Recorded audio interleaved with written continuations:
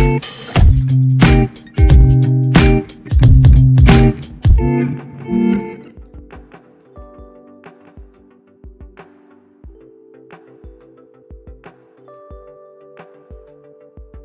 in our lives, we feel that the glamorous life of Bollywood is something that many people would crave for. But what if I tell you that there are people who actually quit a so called glamorous life to dedicate one's life into impacting many other lives that are far away from the sparkles of any culture that defines wrong meaning of a healthy lifestyle? Today, I have one such lady. First of all, I would like to welcome you, Avril, for taking out time and joining us on a brand new episode of the Changemakers of Mentogram. To start off, what made you an energy architect and who is an energy architect? What is it all about? Thank you, Pratiksha. I'm very happy to be on the Mentogram platform, and thank you for that question. So, what made me become an energy architect is because my own energy was not right. So, I wanted to understand how do I get my energy into alignment with happiness and what I really want from my life. So, an energy architect is basically a person who will understand their client's energy and where there are energetic blockages, and then they help the client navigate those blockages, those obstacles, those challenges. Because every problem that we have in our life, whether it's a physical problem, a mental problem, a relationship problem, a career problem, a spiritual problem, a physiological problem, a psychological problem, any issue in your life is basically because your energy is being disrupted in some way or the other. So we have 82,000 nadis in our body, which Chinese medicine called meridians. And we have 7 major chakras and 5 minor chakras, like they would count it normally. Now, each chakra and meridian store energy. They're energy pathways. So, for example, if your pathways are blocked in your throat, and if you cannot, if there is a blockage here, you won't be able to speak up. You won't be able to communicate. You may constantly be getting viral infections. You may constantly be not able to tell people what is it that you really want. You cannot stand up to people. You cannot live your life the way you want. So lots of people have communication problems, or they are scared because their throat chakra is blocked. If your throat chakra is blocked, it could be, your sensual chakra, your creativity chakra is blocked, because every upper chakra and lower chakra correlate. So maybe you're not able to have creativity in your life. You're not able to create. You're not able to invent something new. Invention doesn't mean, discovering a light bulb. It could be understanding something different from a new perspective. So energy architecture, basically what I do as an energy architect is like you're building a building, right? You know what you want, and then you have to build it in a certain way. So first we establish what is the goal of this person who comes to me. Once we have established that, then understanding what kind of a person, supposing it is you, understanding what kind of a person is Pratiksha, where are the blockages, where are the obstacles, where are the challenges, we then start to work with the internal makeup of Pratiksha, understanding her internal makeup to set her alignment of energy correct. So automatically the blockages in her life start opening up, because she'll start thinking correctly, she'll start feeling correctly, she'll start acting correctly, she will stop procrastinating. So everything that you want to see on the outside has to start from within. And when it starts from within, it has to start from an energetic level.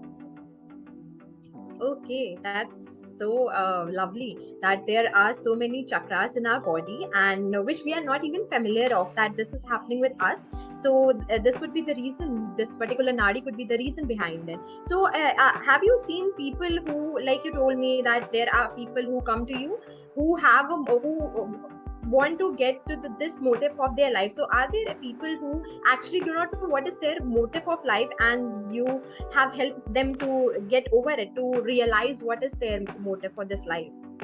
Yeah. So as an ICF certified coach, I coach people to understand what is their goal and then how to move towards that goal. So like you said, motive, we could also say purpose. So what is your purpose in life? Now, your purpose is always tied into your goal. So for example, if your goal is to have 10 lakhs extra in your bank account, what is that goal tied to in terms of your purpose? So what is your motivation for earning that money? Because money doesn't make us happy. It's what we do with that money. right? Because money can buy you this, money can do this, money can. So, what is that motivation? So, if a person comes to me, then I work with that person as a coach, or if the person has past issues, something to do with his past or her past, then we have to fix that. So, therapy is based in the past, it is a problem solving protocol. Coaching is based in the present and the future, it is a partnering protocol. So, some people need therapy, some people need coaching, some people need both. So, it is the job of a trained therapist like myself or a trained coach like myself to understand how can we make this person live their full potential. Ultimately, we all have to live our full potential. Whether we get to the full potential Yeah. through therapy, through coaching, through meditation, through mantras, through mindfulness, that is depending upon the person who's coming to me for help. So, does that answer your question? Yeah, that does answer my question. Okay, so keeping this aside, the chakras all aside, I've heard that you wrote a book in just 14 days, and which is all centered around fear. So, what inspired you to go ahead with this topic of fear? And is it related to the chakras in our body?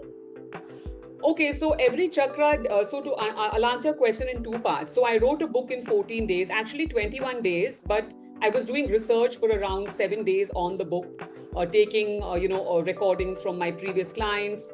And then I compiled it and then I wrote it and published it. So altogether, it was 21 days. And the book revolves around the stories of 5 of my private therapy clients and how they all came to me with certain fears. Now, we have different kinds of fears: fears of abandonment, fears of public speaking, fears of relationship, fears of self-esteem. We have different kinds of fears of non-conformity. Everybody has got some fear in them. It's hardwired into our brain because it's a primitive way of operating. See, if we didn't have fear in us, inbuilt fear in us, we would not be able to judge what is good for us and what is bad for us. But unfortunately, most of these fears are imagined. And most of these fears we make up in our minds. All So we there in the are brain. so we are only born with a few fears: the fear of fire, the fear of falling. We're not born with any other fear: fear of fire, fear of falling. Babies have a fear of loud noises. There is no inbuilt other fear in us physically. But then as we grow up, don't you think we collect one fear after another? Like it's like we are collecting, Christmas cards or greeting cards. We keep collecting them. So by the time a person reaches the age of 40, he may have started out with 2 fears as a child, but now he has 40 fears. all those Yeah. fears all those fears he has picked up along the way because something didn't work out, because somebody told him something, because his mother told him, if you don't do this, this will happen. So as children, we are told so many things which are actually not true because our caregivers are trying to keep us safe. But when they keep us safe, they also limit our divine potential. So we help people to unravel these fears. So the reason I wrote the book is to show people in real time by people narrating real stories. See, you can read a book on fear. There are, I think, more than 1,000 books written on the topic fear. But unless you don't hear someone's story in their own words about how they overcame the fear, then you don't have that confidence to yourself go out and take care of yourself and dismantle that fear. So in that book, I have written about 2 of my own fears, which I suffered from a long time. So out of the 7 fears, 2 are my own fears. And I had a Okay. fear, yeah. And another fear that I had, which I tackled, is I'll never be able to write a book. It's too difficult. It's too tedious. How will I do it? I don't think. So when this challenge came and this guy said, write a book in 21 days, I was like, I'll try it. So I got over my fear. So now when I write, when people ask me to write, when they ask me to present, I write my own scripts on Instagram. I write my own scripts for my YouTube videos. I write blogs for people. I do presentations, and everything is in my own words because that fear is gone. So The fear of not being able. only you can tackle your fears when you make friends with fear. First, accept that you have fear. A lot of people, when you ask them, are you scared of something? No, I'm pretty much fearless. There is no concept of fearlessness. Fearlessness does not exist. People who you think are fearless are acting in spite of fear. It's called courage. the opposite of fear is not fearlessness, it's courage. So everybody from a Mahatma Gandhi to a Joan of Arc to a Jhansi Ki Rani, any brave person who you say, Arey baap re, she's so brave. She's acting in spite of fear because she knows how to maneuver around that fear. So that's what I teach people.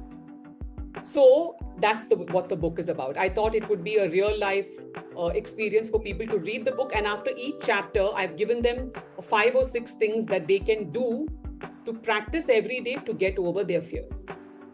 So did you mention it in the book that this was the particular fear that you had, instead of Yes. just writing that, of course, this of not being able to write a book, this is one of the fear that you had. So you said two of the fears of yours was written in the book. So you mentioned it that this was what you felt.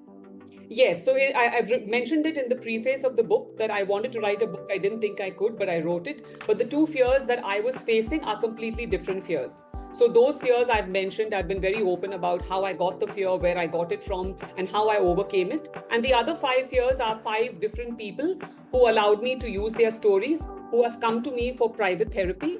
And with the help of therapy, counseling, energy alignment, energy architecture, and coaching, I was able to work with them for 6 to 12 weeks between that time period to release them from these fears. And now they are doing absolutely fine in life. That's so awesome. That's like a life-changing impact that you have made in their lives, right? Thank So you. let's take you back to time when the intro that I gave about you, it was related to Bollywood. So Yeah. what was the inspiration behind leaving Bollywood and following a path of mindfulness? Hmm.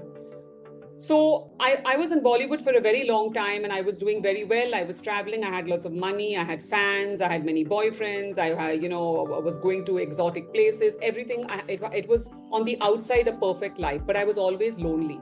And I couldn't understand why my relationships didn't work out, why I couldn't keep friends for a long time. I was extremely selfish. I was extremely egotistical. I was using all the time very filthy language. I never cared about people. It was always me, me, me, me, me, me, me. And I realized that that was coming from insecurity and fear of other people taking my job. And I didn't want to live like that anymore. Because the higher you go up, see, becoming number one is great, but maintaining number one is very difficult. And to maintain number one, sometimes you have to do things you don't want to do. And that's something that I could not live with. So when my father got cancer and I had to come and look after him, I took a break and I began devoting my life to studying spiritualism, studying energy, studying with great mentors like Tony Robbins, Bob Proctor, studying with His Holiness the Dalai Lama. I converted to Buddhism and I never went back to show business actively. I did it only because I needed money to survive, because for 3 years I didn't work when my father was ill. So all my savings were over because cancer is a very expensive illness. So I used to only take work after that to survive. But I knew that I wanted to become a coach, a therapist, a healer, because I wanted to provide value to people. And once I was talking to the Dalai Lama, who's one of my personal gurus, and he told me, you sing so well, and thank you for the heart. I sung the Heart Sutra for him in Sanskrit, which is the biggest, most important sutra in Buddhism. And he said that he liked it a lot. But he told me the world needs more people to lead people. We need more healers. And that really stayed with me. And I packed up everything within 3 months in Bombay, came back to Bangalore in 2017, and I started my own company. So that's the reason why I left Bollywood. And I have no regrets. I've never been happier. I've never been more proud of myself. And I know that I provide people with much more value now than I did when I was singing. Singing, anybody can do. There are enough good singers, but there are not enough people who can provide value to other people. And I think that we all have a calling, and my calling was never singing. My calling was to lead people by my own example, by doing it and showing that it can be done, and then showing people how I did it. And if they want to do it, they can do it also. No compulsion. That's quite a journey, and it's so inspiring that you actually the words of that person actually made an impact in your life. That yes, there are not so many healers in this world, because in this generation we have people who are ready to push each other, who are ready to pull their legs and not let anybody else grow. So we actually need people like you who are ready to heal them, to guide them, and to provide that mindfulness that they all need, that the glamorous life that you are looking after, maybe this is not something you are meant for. You have to find that peace within you, Yes, right? absolutely. Yeah. Because also the fear of insecurity doesn't allow you to allow other people to grow. You said, no, people pulling. The reason why people do that is because if you are not secure about who you are, then you're scared that somebody else will take your place or will do better than you. But the universe is so benevolent. The universe, there is no scarcity in the universe.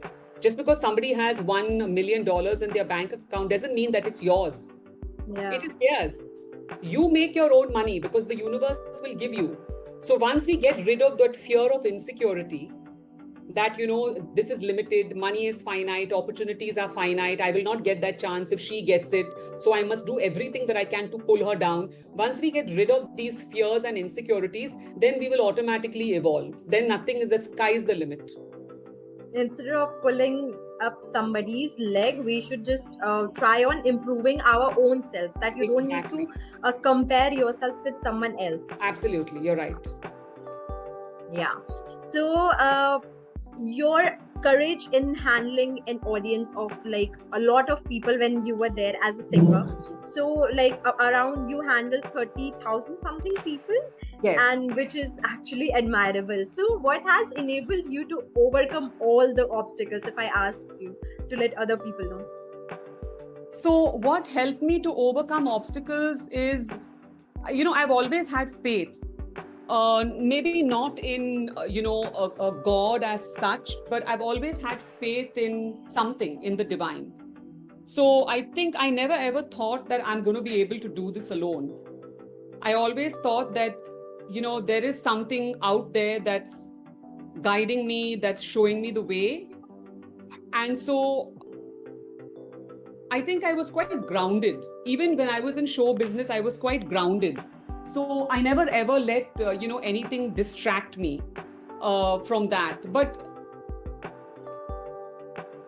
I think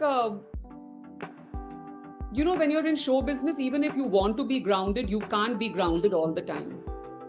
Because the pressure to do what other people want you to do is always there, because you're always working for other people's agendas, right? So your manager wants you to do this, your publicity agent wants you to do that, your music director wants you to do this. So when you look at stars, they're actually not operating from a pure space of who they are, because everybody has a vested interest.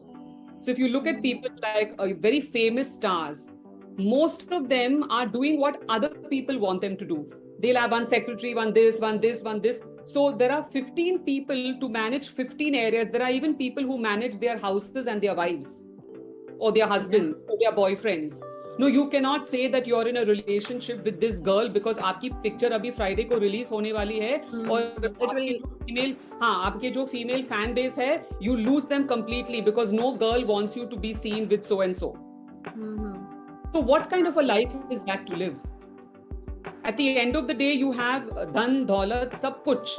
You have everything, but there's no authenticity. So what drove me was to be authentic. And in show business, I could never be authentic. And that was kind of getting to me. So even though I was grounded and I kept away from, hard drugs, I kept away from getting into, nexuses with people. I never slept around with people. So even though I stayed away from all that, which is very difficult, by the way, in Bollywood, doing drugs is very common there, and I'm not scared of anybody. So I don't care if somebody calls me up and says, why did you say that? Because I'll be like, it's a fact. I was in Bollywood for 25 years, so don't tell me what I already know. So sleeping with people, casting couch, drugs, it is all daily affairs. It is like how we eat roti, it's like that daily. Opportunities are provided, opportunities are taken, because everybody is in fear कि अगर मैं नहीं करूंगी तो और कोई करेगी. Every day there are 1,000 people minimum coming from small villages to become the next biggest star, whether it's man or woman. How will they capitalize? They will do what everybody else tells them to do. So that is something that I could not live with. Because when you're paying your manager to tell you who you should go out with, and it's wrong, then you're thinking like, you're my manager or are you selling me? Because basically what they're doing is they're selling. Because if you get something out of it, they get a cut.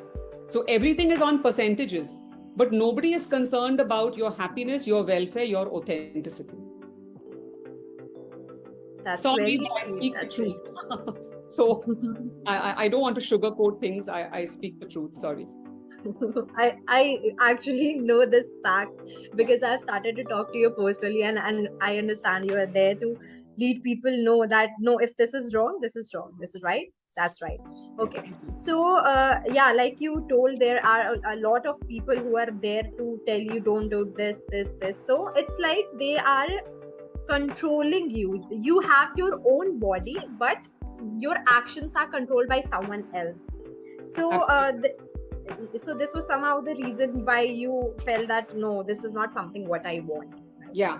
So in this long journey from Bollywood to mindfulness to understanding the body chakras to doing yoga asanas and guiding so many people, you have done so many things.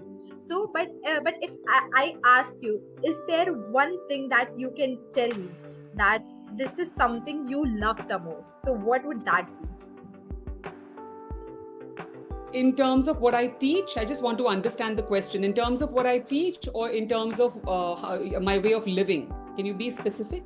uh it's not specific that you should just add on with what like you are teaching to people. What I want to say is like your journey has been like quite long, but Yeah. and there are so many actions that you did. So Yes. if I talk to you about your passion, what is the most loved thing that you feel about this part? Your dog is so cute. What? Yeah. So I think the most loved thing that I have in my life is her. Her name is Tara, Okay. and Tara. she keeps me very grounded. She's my therapist. But to answer your question, I think I have a sense of freedom that I never had before. I'm free to be authentic to who I am. I'm free to share what I want with people. I think I'm providing people a lot of value because I took the time to understand how to provide value to myself. I took the time to understand who am I.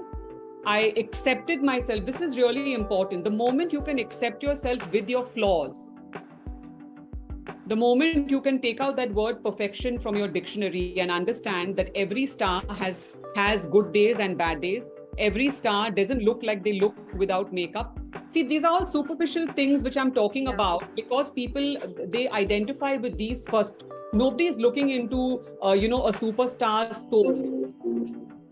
Me now. Nobody's looking into a superstar's soul to see what soul does this superstar have. They're looking Yeah. at a superficial level कि क्या गाड़ी है, क्या बंगला है, क्या धन है, क्या दौलत है, कौन सी गाड़ी चला. They're looking at that. Mm-hmm. Now, the moment you realize that in spite of all of this, people have happiness and sadness in their lives, and there is no perfection. No star looks like the way they look, on screen.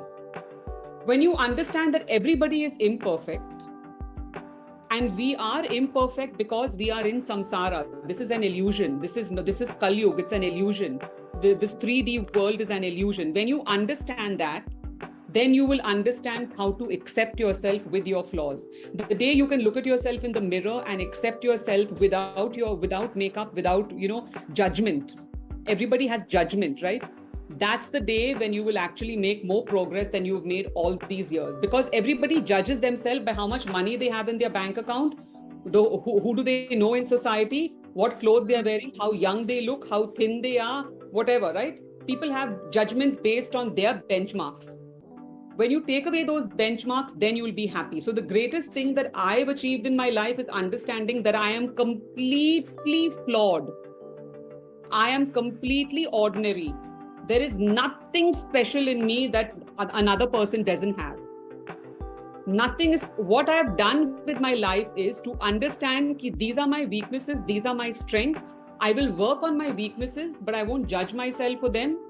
And I will improve on my strengths and provide value to people based on my strengths. As a healer, as a coach, as a therapist, as a meditation teacher, those are my strengths because I worked on myself first. But I get angry, I shout, I yell, I do everything. I sometimes may abuse people also. But I understand very clearly that It's going to happen. It's all a part of life, but I don't dwell on it. So that's the difference. I don't dwell on it. Okay, that's so you actually have that control within you, that and you have that patience to understand things, to take care of those things. And like, what I would just say is it's quite inspiring, and I really appreciate and encourage what you're doing right now. Oh, So thank you. before you're welcome. So reaching to the end of the podcast, before I part ways with you, do you have anything to say before parting ways with our listeners to inspire them? I have, I don't like giving advice because advice is free. And so, anything you get for free, you don't value. I'm being very honest. Whenever somebody gives you something for free, you don't value it. Which is why when, you order on Zomato or on Swiggy and they give you, one pizza and you get cheese chili fries for free, you will value the pizza more than the chili fries because both are free mein hai. So what it's my earnest desire for people, be authentic to who you are. And I keep mentioning authenticity because money cannot buy authenticity, money cannot buy happiness. So find your purpose and your joy in life, not even your purpose. People are putting too much emphasis on purpose. Oh, it is my purpose. Not everybody can be Mother Teresa, not everybody can be a Gandhi. You don't have to do something great like Mahala, and work for work for female education in Pakistan. You don't have to do that. Your purpose could simply to be happy and not to harm other people. Your purpose is how you are. There's a saying, just be. Just be. Just, just be. Be. Be means just exist.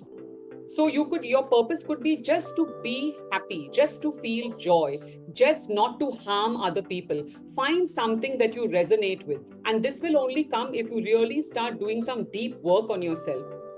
Listen to one podcast on self-help. Listen to one podcast on spirituality, something in one area in your life in which you want to grow, because we can't grow in every area altogether. Pick one thing that you feel that this is where I need the most help, and then work on that. Give yourself at least 45 to 60 days to come to some kind of an understanding and some kind of level 1, because you need at least 45 days to change your thinking. So you'll reach level 1. If you stick with it for 90 days, you're at level 2. If you stick with it for 6 months, you're at level 3. And then you keep growing from there, because learning can never ever be finished. The day you stop learning is the day you die. So pick one thing that you want to improve in your life and give it your full focus for 45 days. You will definitely find a difference in that. And pick the thing which you find the most friction with. For example, if you're judgmental, like I was very judgmental. I would see people and I'm like, oh my God, look how fat she is. Because I was finding that I was fat. See, critical people criticize. In one of my Instagram things I did the other day, I said critical people will criticize. So when you keep on looking at people and finding something here, something there, something, that means you are triggered. So work on that. Whatever triggers you the most in other people or in the situations around you, that is the thing you need to work on within yourself, because the universe always holds up a mirror to you. If you find fat people irritating, means that you have a problem with it. So work on yourself. That's judgment. Work on your own judgment.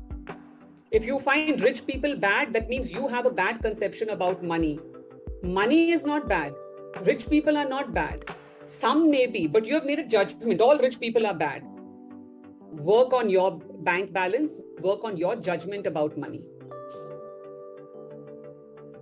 That's so deep. If people actually listen to this carefully, they will get to know a lot of things, and they will get to know they will be inspired to understand the motive of their lives within just a span of like 30 minutes or 20 minutes, however this podcast is going to be. So, Simple thing, if they can just take a paper after this. Otherwise, no, if they can, everybody has a phone, every phone has a voice recorder on it, right? Give yourself 24 hours. You sleep for about 6, 7 hours. No? So give yourself 18 hours. Whatever is triggering in that day, you write it down or you record it on your phone. Those are all the things you need to work on. Then you make a timetable that this month, this is triggering me the most. Take the one that's triggering you the most. Work on that for 45 days first. Automatically, the rest of them will start to get better. wow, it's all connected. It's It's all all there in our mind. it's all connected. Mind body connection, and your emotions are connected to your thoughts. Your thoughts are connected to your actions. Your actions are related to your beliefs. Your beliefs are related to your values. So question your wajud. Who am I? What is my identity? So, what's the moral of the story? Our perceptions shouldn't be shaped by others' limited perspectives.